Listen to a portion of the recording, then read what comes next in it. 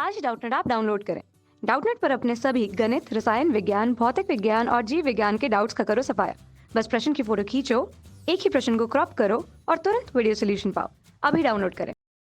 नमस्कार दोस्तों, हमारा आज का प्रश्न है अमोनिया उत्सर्गी, यूरिका अम्ल उत्सर्गी तथा यूरिया उत्सर्गी प्राणियों से आप क्या समझते हैं?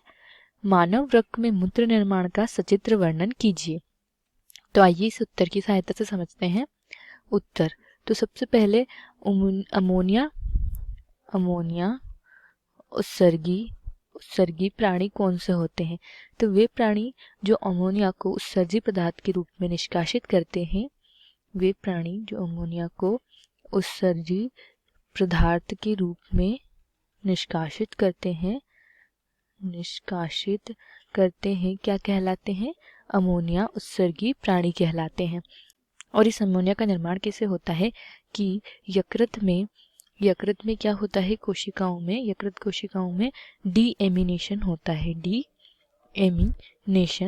होता है। इस क्रिया के बाद जो अमीनो अम्लों को अपघटित करता है, डीएमिनेशन क्या करता है कि अमीनो अम्लों के अपघटन से क्या बनता है? अमोनिया बनता है। क्या बनता है? अमोनिया बनता है। और यह एक बहुत ही विषैला पदार्थ होता है। ठीक है, विषैला पदार्थ होता है। इसीलिए जंतु इसको क्या करते हैं? उत्सर्जी पदार्थ के रूप में इसका सीधे उत्सर्जन कर देते हैं। सीधे उत्सर्जन हो जाता है जंतुओं में। जंतु क्या कहलाते हैं? अमोनिया उत्सर्गी कहलाते हैं। इनका उदाहरण है अलवण जलीय मछलियाँ जो है वह अमोनिया का उत्सर्जन करती हैं।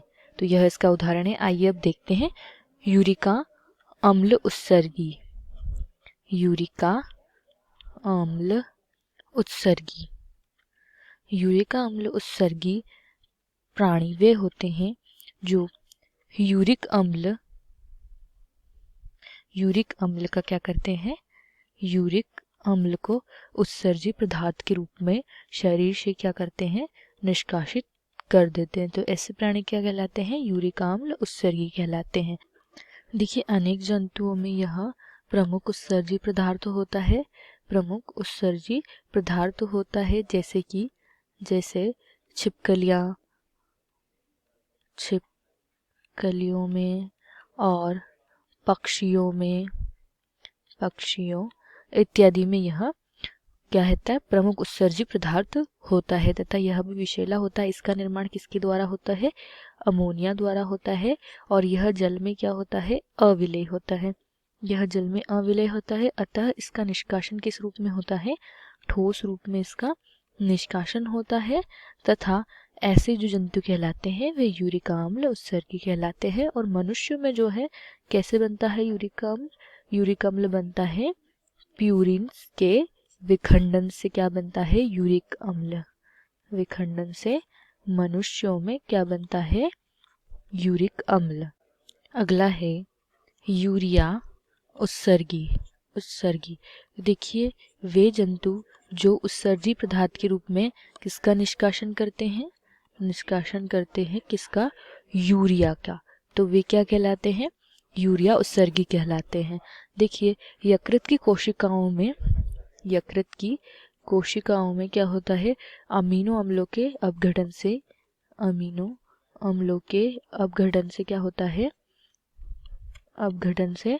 क्या बनता है? अमोनिया। और अमोनिया से क्या बनता है? इनसे बनता है अमोनिया। और अमोनिया से क्या बनता है? अमोनिया से थोड़ा कम विषैला पदार्थ क्या होता है? यूरिया बनता है। ठीक है। और यूरिया जल में क्या होता है? विलय होता है। अतः यह मूत्र के रूप में इसका उत्सर्जन होता है। किसके रूप में? मूत्र के रूप में इसका उत्सर्जन होता है। तथा उत्सर्जन जो इसका स्तनों में प्रमुख रूप से मूत्र के रूप में ही इसका उत्सर्जन होता है। तो ऐसे जंतु क्या कहलाते हैं? यूरिया उत्सर्गी कहलाते हैं। अब देखिए, मूत्र निर्माण की प्रक्रिया देख लेते हैं। मूत्र निर्माण की जो प्रक्रिया होती है, 3 भागों में संपन्न होती है, 3 चरणों में संपन्न होती है। तो वो 3 चरण क्या होते हैं? पहला चरण जो होता है वह होता है गुच्छीय निस्पंदन। गुच्छीय निस्पंदन होता है या होता है परानिस्पंदन। क्या? गुच्छीय निस्पंदन या परानिस्पंदन, ठीक है। फिर दूसरा चरण जो होता है वह होता है पुनः अवशोषण या पुनरावशोषण। पुनरावशोषण, पुनः अवशोषण या पुनरावशोषण, ठीक है। पुनरावशोषण।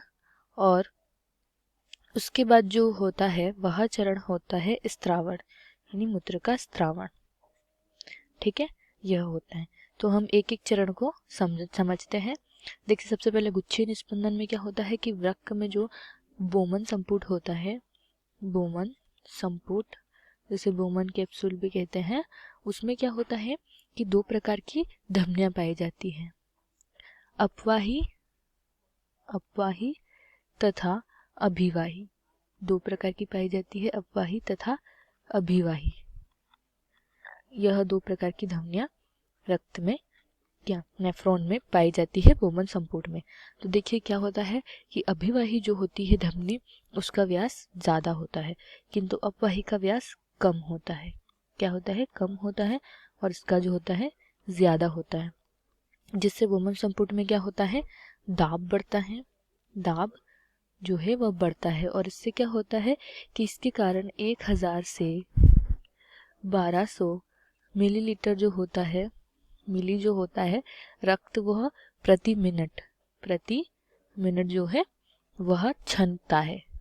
क्या होता है? छनता है। तो बोमन संपुट में क्या होता है? मूत्र की छनन क्रिया जो होती है, उसके बाद यह कहाँ चला जाता है? नलिकाओं में आ जाता है, ठीक है, नलिकाओं में आ जाता है। अब यहाँ से स्टार्ट शुरू होता है दूसरा चरण, यानी पुनः अवशोषण।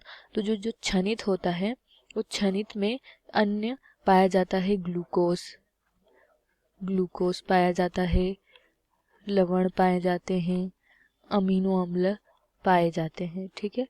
और अन्य पदार्थ भी बहुत सारे पाए जाते हैं, जो कि कभी कभी महत्वपूर्ण भी होते हैं शरीर के लिए, कभी कभी महत्वपूर्ण भी होते हैं। तो उनका क्या हो जाता है? पुनरावशोषण हो जाता है या पुनः अवशोषण हो जाता है, ठीक है। पुनः अवशोषण होता है किसके द्वारा होता है? तो आइए हम देखते हैं किसके द्वारा होता है पुनः अवशोषण।